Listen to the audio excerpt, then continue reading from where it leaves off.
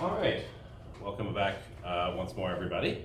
I'll just say at the beginning, so the tests are all done, so I'll hand out the tests. I'll end a little bit early today and hand out the tests in the last few minutes. The marks were pretty reasonable. The average was about a 75. Okay. So last time we talked about, first we talked about some sort of general theoretical topics that were related to one another. And one of the big ones was what's collectively called Ekman dynamics or Ekman theory or whatever. And there's really two pieces to it. There's what's called the Ekman spiral, which is shown in this figure here, and then the Ekman transport, which is represented by this big brown arrow here. And so the idea with Ekman transport and Ekman spiral is that what it relates to is how the ocean actually responds when you blow a steady wind over the top. And it responds in this very interesting way. That's a result of the combination of three pieces of physics. So you imagine that you have, so let's say, we have some bit of the upper ocean. All this Ekman stuff happens about in the top 100 meters. It's cut off there, but it's about 100 meters deep. Let's imagine we have wind blowing over the top. And remember, the observation was that when you looked at how ice drifted, so they were making observations of how icebergs drift from ships, and what they saw was that the drift of the iceberg wasn't directly in the direction of the wind, it was to the right of the wind by some angle, about 45 degrees. And that's because when you have a wind, say, blowing north over the surface, the response of the surface ocean is actually this very, very interesting spiral structure where right at the surface, the current is about 45 degrees to the right of the wind. You know, there's some differences between sort of theoretical physics solutions and the actual reality. The mathematical solution is 45 degrees. In reality, it's usually between about 20 and 30 degrees or so. So at the surface, we've got about 45 degrees to the right of the wind. And then as you go down through the water column, there's two things that happen. The first thing is that the current is weaker. And that makes sense because the driving is happening at the surface, so as you go down to depth, the velocity, the strength of the current gets weaker. And the other very interesting thing that happens is it rotates to the right and creates a sort of a weakening spiral pattern. And the reason it rotates to the right is because the Coriolis force in the northern hemisphere deflects traveling objects, in this case the parcels of water, to their right. And so as you go down, you're affected more and more by the Coriolis force, and so, or rather just more time has actually sort of elapsed. And so you're deflected more and more to the right in this decaying spiral. So that's the Ekman spiral. And there's this very interesting properties, for example, so there are locations in the Ekman spiral where the wind might be blowing north, but the Ekman velocity might be towards the east, or it might even be directly towards the south, directly opposed to the way that the wind is blowing, although that would be sort of at a deeper level, and those velocities would be weak. But in oceanography, something we often want to ask, because it controls large-scale circulation, is on average, so over this whole Ekman spiral, where does the water go? And if you sort of take the sum of this level by level, or in mathematical terms, take the integral, but either way, if you just take the average over this, what you find is that on average, the water goes to the east of the wind. So if the wind is blowing north, the water will go east. And this is shown from the top-down perspective here. So the Ekman transport in the northern hemisphere, we say it's to the right of the wind. So if the wind was going east, the Ekman transport would be south. And this has big implications for the climatological large-scale ocean circulation, because, for example, it can cause water to pile up in certain regions and sort of become evacuated out of other regions. And then when you have water piled up, like forming, say, like a dome of water like this, and there's a dome like this in the northwestern Atlantic, then we get this idea of geostrophic balance coming in again. So if we think about a dome of water like this, then obviously in our everyday experience, if you put like a droplet of water, or like, you pour some water on the table, it wants to spread out. And so what that means is that these parcels that are on the side of the dome, they kind of want to slide down the outside of the dome. And you can think of that as just being the pull of gravity, or you can also think of it equivalently as being pressure forces. And so there's this pressure or gravitational force that wants to push you from the sea surface high down towards the edge where the sea surface is lower. So just like in the meteorological case, we saw that there were pressure forces pointing from the high pressure to the low pressure. The same thing happens here. There's gravitational or pressure forces that point from the sea surface high down towards where the sea surface is lower. And the geostrophic balance idea is that those forces should be balanced by Coriolis forces. And so in this case, we have gravity acting outward, and then the Coriolis force acts in towards the center of the high. And of course, the Coriolis force in the northern hemisphere always acts to the right of the motion. So if we have a Coriolis force, that means we must have motion. There's never any Coriolis if there's no motion.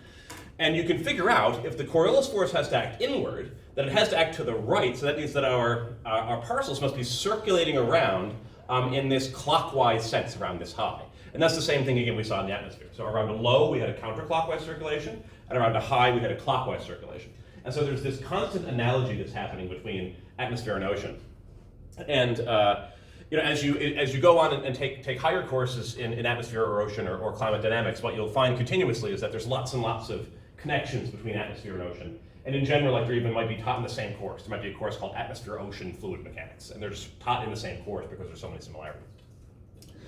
So this is the geostrophic balance idea. So you have winds. Winds set up Ekman transport. Ekman transport sets up domes, or alternatively a bowl shape if it's a low sea surface low. And those lows and highs of sea surface height have Coriolis forces and circulations associated with them. Another way that Ekman can be very important is that it causes vertical motions as well. So when we think about geostrophic balance, we're usually thinking about motions in the XY plane, or east-west, north-south, horizontal flows. But we also have important flows in the ocean that are vertical, either moving up or moving down. And Ekman also has a lot to do with these.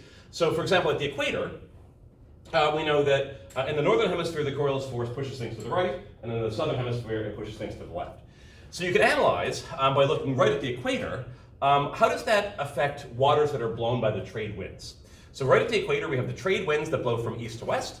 And if we look on the north side of the equator, those trade winds that are going to drive currents that are moving from east to west, but then deflected towards the north. So you have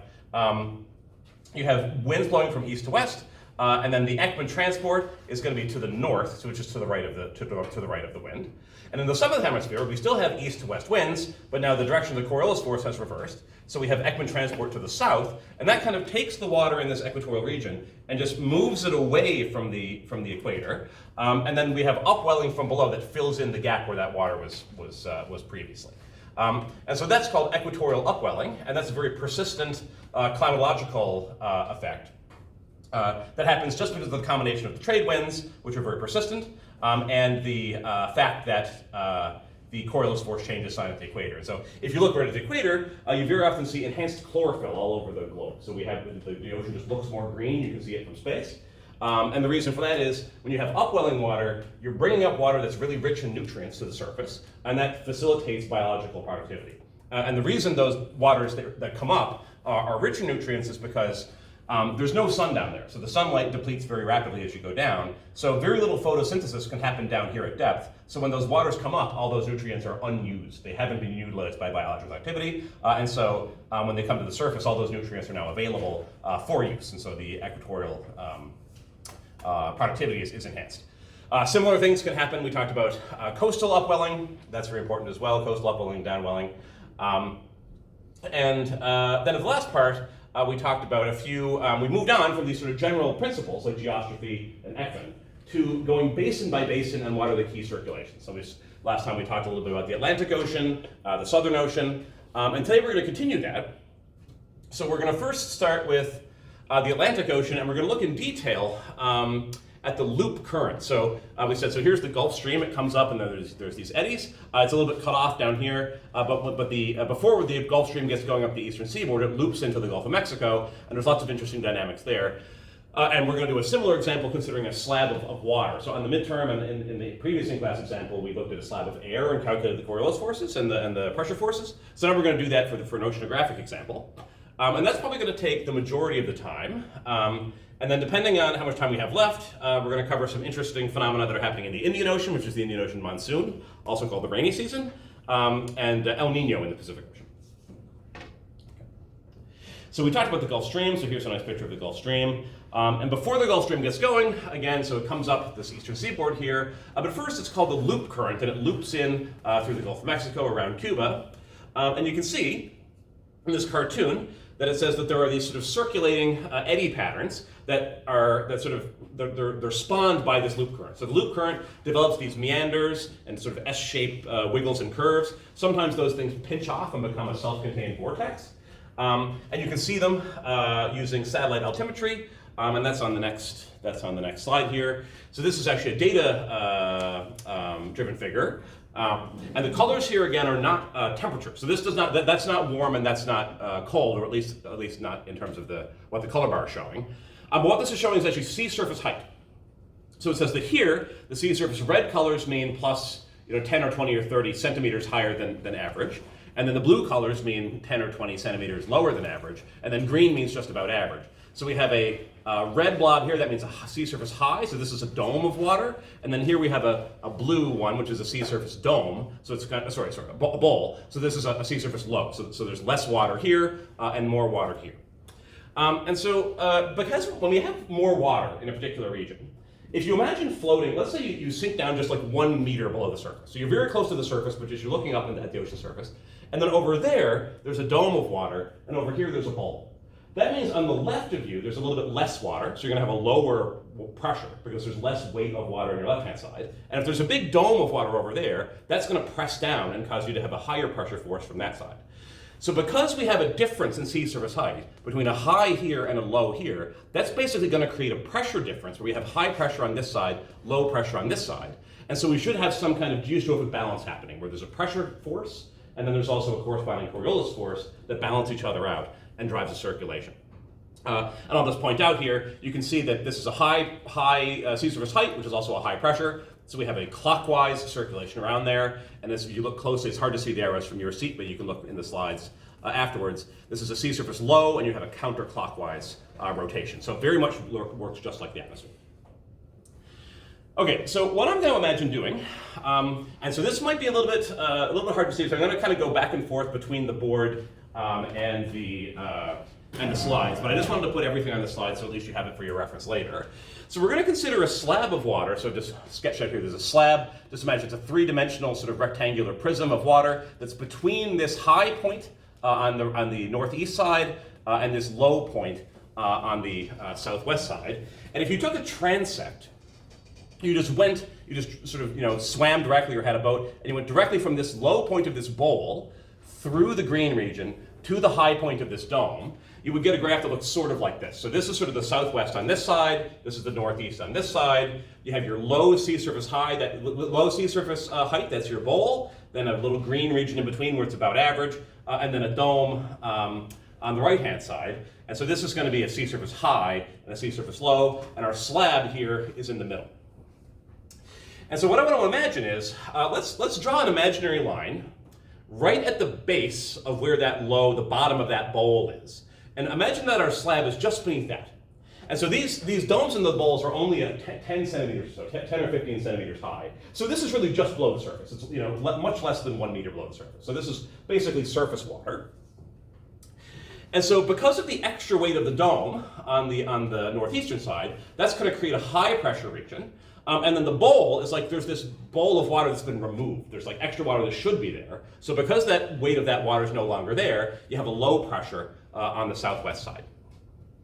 And so now we're going to quantitatively analyze what effect does that have on the flow or the movement of the slab. And I just identified a couple of numbers here. So we have, this is the longitude and latitude. And so I looked and roughly eyeballed that the northeastern side is about at 86 degrees west, and then the southwestern side is a little bit further west at about 92 degrees west. So there's about 6 degrees of longitude roughly separating these two. And it's at a bit of an angle, but we're just going to do some sort of sloppy math. So about 6 degrees. So how long is that? So to estimate these forces, we need to know how big the scale is. Because, for example, we're going to need to know the mass of the slab of water. So we need to know how big it is. So 92 west to 86 west is about 6 degrees of longitude. You can either Google it or you can use some trigonometry to figure it out. At this latitude, 39 north, 1 degree of longitude is about 100 kilometers. So we've got 6 degrees from 92 to 86, and that turns out to be about 600 kilometers. So this whole distance between the high and the low is about 600 kilometers. And so we can situate our slab in the middle, and we said, just looking back at our slab here, I estimate that our slab is about half as wide as the total distance. It's taking up about half the space. So if our total distance is 600 kilometers from 6 degrees, with 100 kilometers per degree, then our slab is about 300 kilometers, 300 kilometers across. We consider it as a square shape. And then just to be concrete, we can say that it's about a meter deep. And it doesn't matter, whatever depth we choose, we'll get the same answer. It's just to be concrete. So here we have a situation. We have our bowl, our flat region, our dome. We have our slab in the middle. And the slab is 300 kilometers east-west, 300 kilometers north-south, and then it's way thinner, only 1 meter in up and down. And that's a very, very common thing in the ocean and in the atmosphere, that the aspect ratio of various structures, meaning they're enormously wider in the XY plane than they are deep. And so that's very, very common.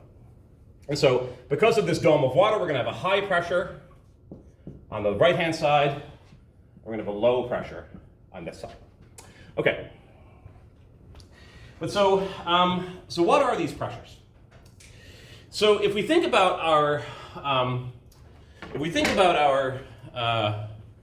dome and our bowl, so if our slab, let's say we just draw an imaginary line here, and let's just put our slab just below the level of where that bowl is. So what that means is, on the western side, the water is just the surface water, and there's no column of water, so there's not a cylinder of water above this. That's not there. So the pressure that pushes down on that water is just going to be the atmospheric pressure. So this is surface water, so right at the surface, the ocean pressure is the atmospheric pressure. And then as you go down, the pressure gets higher and higher and higher because more water is squeezing it from above.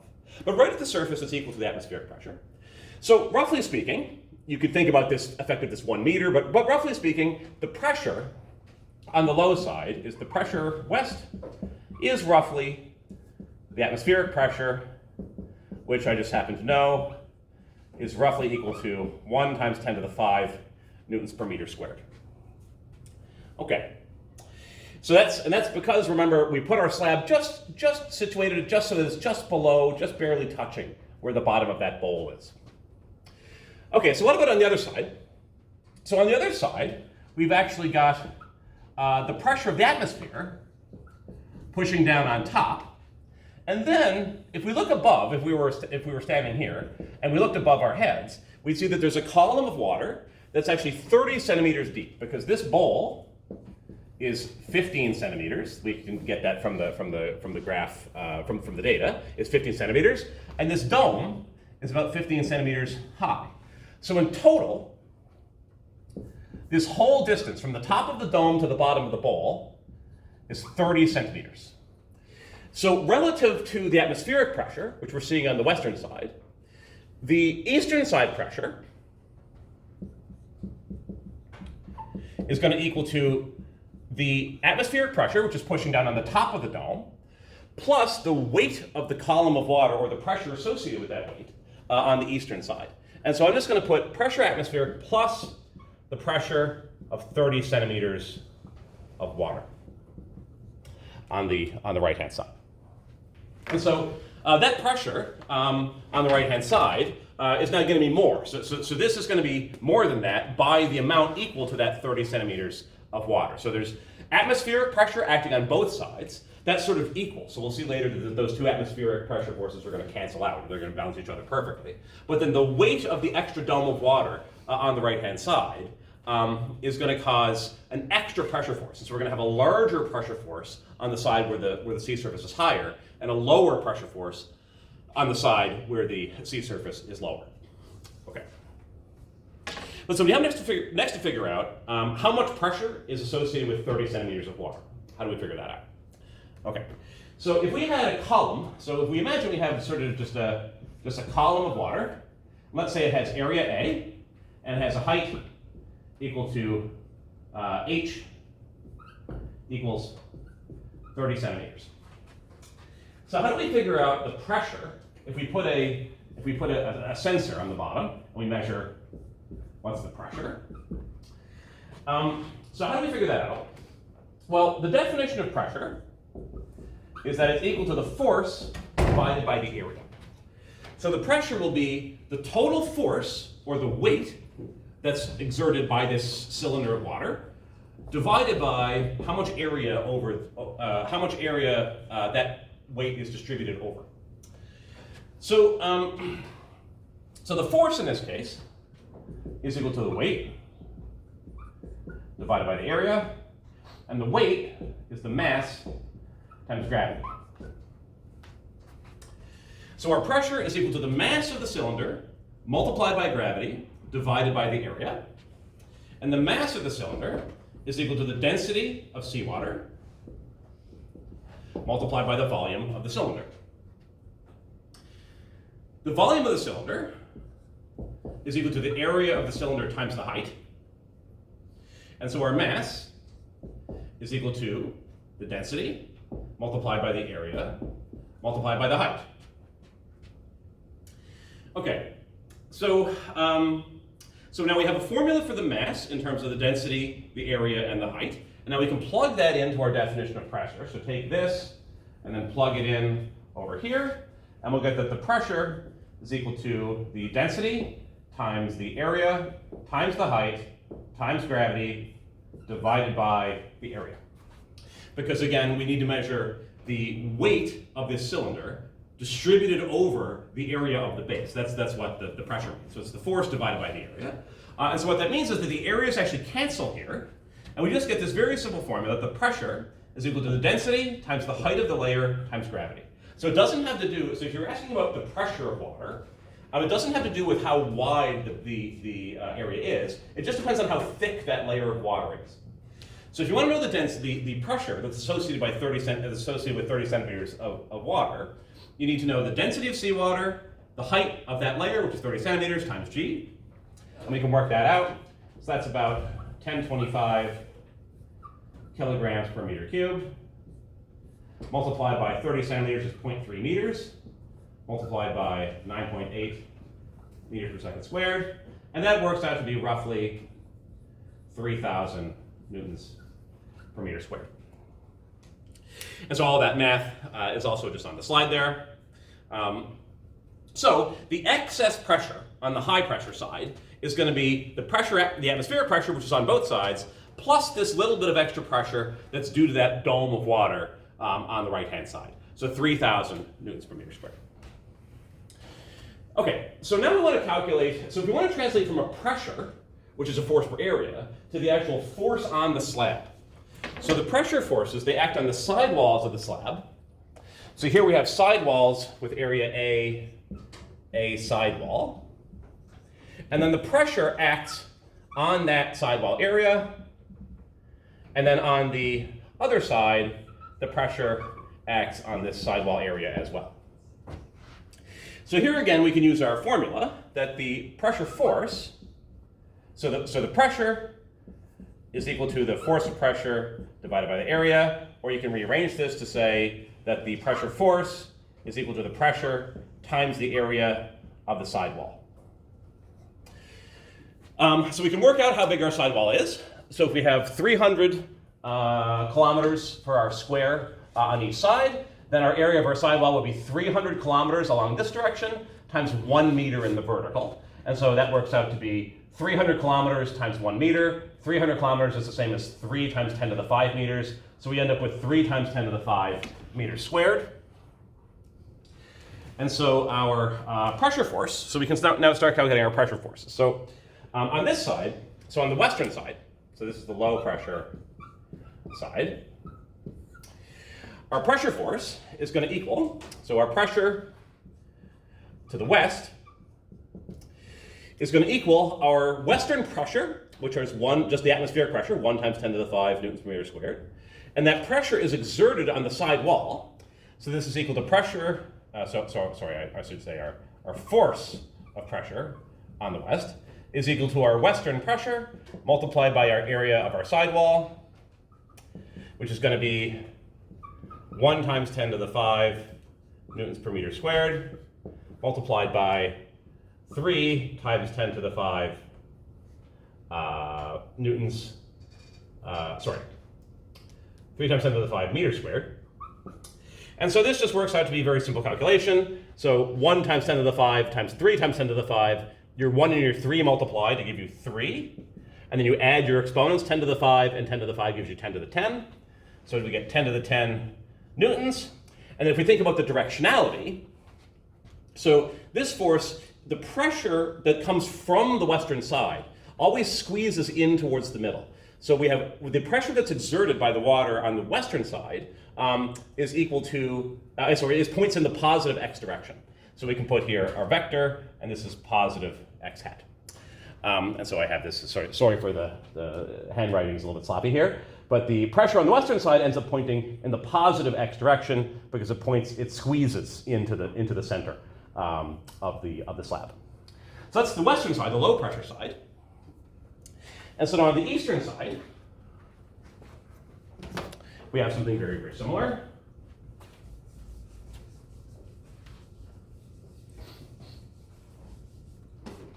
So the force of pressure, so here we have again our slab. We're calculating the force, the pressure force acting on the eastern side. And so our pressure, so our force of pressure coming from the east is going to equal our pressure on the eastern side multiplied by the area of the sidewall. And that's going to be pointed in the negative x hat direction because it's pointing to the west because it squeezes in towards the center. And so this is the west in this case. Our pressure is going to be equal to 1 times 10 to the 5 newtons per meter squared. That's the atmospheric pressure, plus our 3,000 newtons per meter squared times x hat. And so we end up getting times the area times 3 times 10 to the 5 meters squared times x hat. So we end up getting minus 3 times 10 to the 10 newtons minus 9 times 10 to the 8 newtons. This is all x hat. Okay, so we have two contributions on the right-hand side. We have the atmospheric pressure, and then we have, so that's this part, and that's the same answer we got on the left-hand side, 3 times 10 to the 10 newtons, except for now it's pointing in the opposite direction because it's squeezing in on both sides. And then we have the contribution due to the dome, which is this extra 3,000 newtons per meter squared, and that gives us an excess pressure of 9 times 10 to the 8 newtons. And so it's actually less than the atmospheric pressure, but this part is unbalanced. So this is the extra pressure due to the dome that's only on one side. So there's not a corresponding counter term on the left that cancels that out. So when we calculate the net pressure, we're going to add these two things together, and they oppose each other. The atmospheric part's going to cancel, and we're going to be left with just the pressure of the dome, well, kind of the dome relative to the bowl. So next we can calculate what's our net pressure force. So F net equals F pressure west plus F pressure east, and that's minus from this side, it's plus 3 times 10 to the 10 newtons x hat minus 3 times 10 to the 10 newtons x hat minus 9 times 10 to the 8 newtons x hat. And as we said, these are the two atmospheric contributions, and these are equal and opposite. So that makes sense because the atmospheric pressure is not different on either side. And so we're just left with minus 9 times 10 to the 8 newtons x hat as our net pressure force. Okay, and so this is a pretty large force, 10 to the 8 newtons, that seems like a lot. And the reason it's large is because we're looking at such a large area. So the difference in the sea surface height is only 15 to 30 centimeters. So it's only a little bit higher on the right-hand side and a little bit smaller on the left-hand side. And that's that height difference is over 300 kilometers. So this is not the kind of thing you could see by eye. Like if you were on a ship, the sea would look quite flat because it's only 15 centimeters over 300 kilometers distance. So that slope of the sea surface would be very, very hard to notice. But when you ask that small height difference over these enormous areas, because we have this very, very large hundreds of kilometers of our slab, end up being pretty, pretty large forces. And so they can actually drive appreciable flows, because even though the height is small, the height is different over an enormous area. So there's an enormously larger amount of water associated with that small height difference, just because of the scale involved. Okay, so that's our net force. is, so our net force is minus 9 times 10 to the 8 newtons. And so just like we did on the midterm, we can use that net force together with the principle of geostrophic balance to now estimate what should the velocity of that water be. So we know the pressure force, we know the Coriolis force must balance that pressure force, and we know that the Coriolis force depends on the velocity. So because we know the Coriolis force, we can actually solve for the velocity. So let's do that. Okay.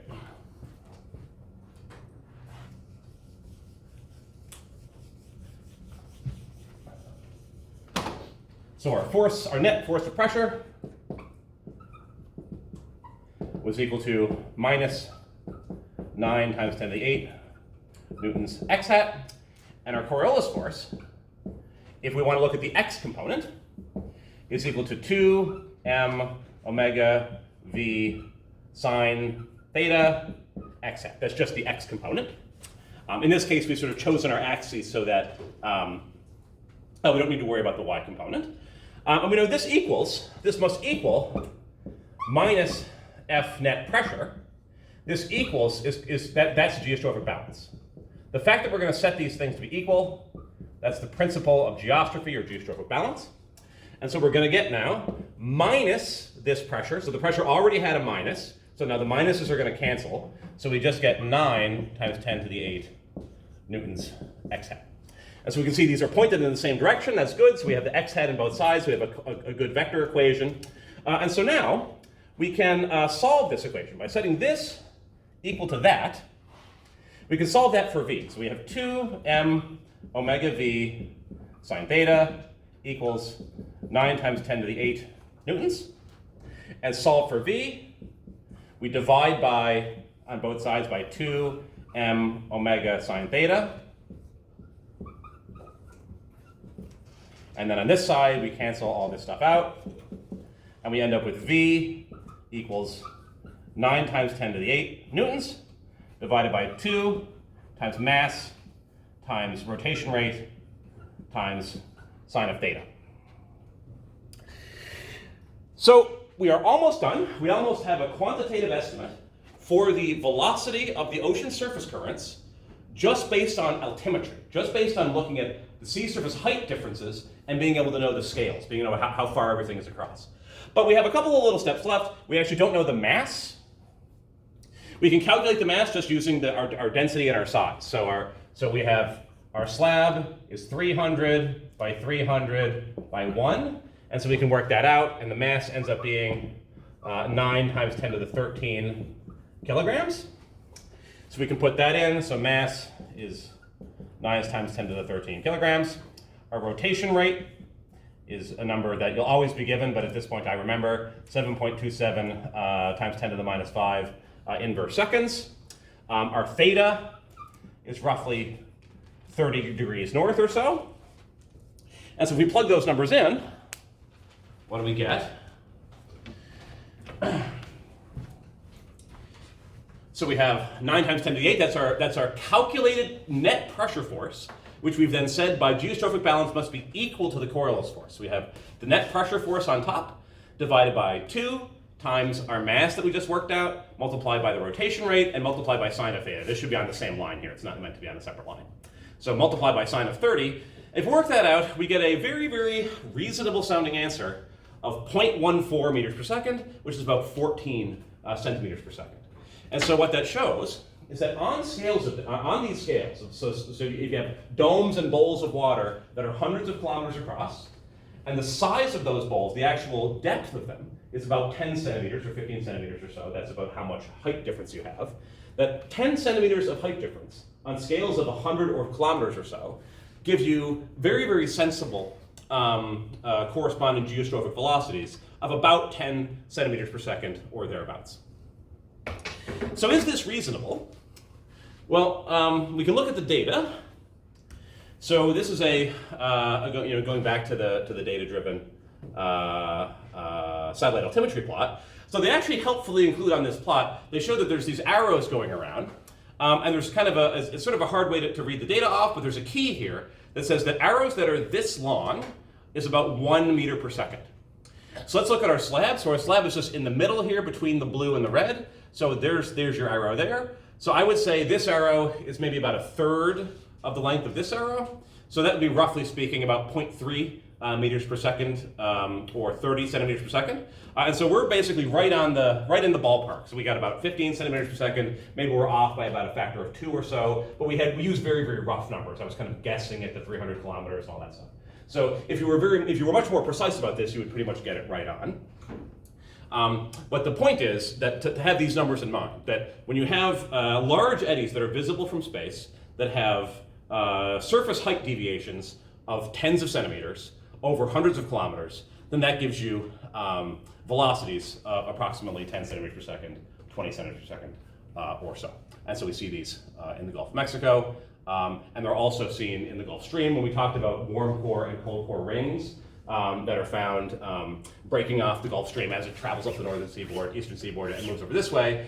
Those warm and cold core rings also have the same exact dynamics where Coriolis force is balanced by pressure, and they have similar velocities. Okay, any questions on that example? And you might want to go take some time and go through it later on when you're preparing for a second midterm and final, look at the details of the math.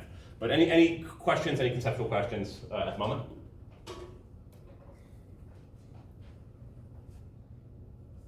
Okay, great. Okay. All right, so that was basically an example of digging sort of deep into the physics of one of the currents that's a major feature of the Atlantic Ocean circulation. So we're looking at the loop current and the eddies associated with that. And what we're kind of doing in this part of the course, just for this class and the last couple classes, is sort of bouncing around from basin to basin and asking what are the main features of the circulation in each basin.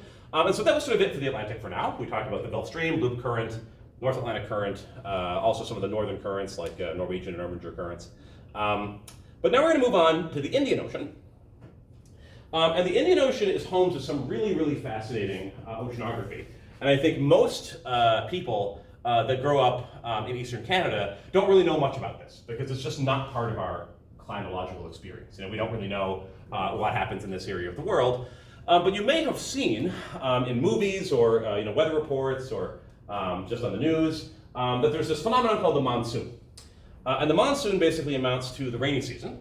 So there's excessive amounts of rain certain times of the year. And there's very, very interesting meteorology and oceanography that's associated with that. So let's just first zoom out and take a look at the Indian Ocean circulation.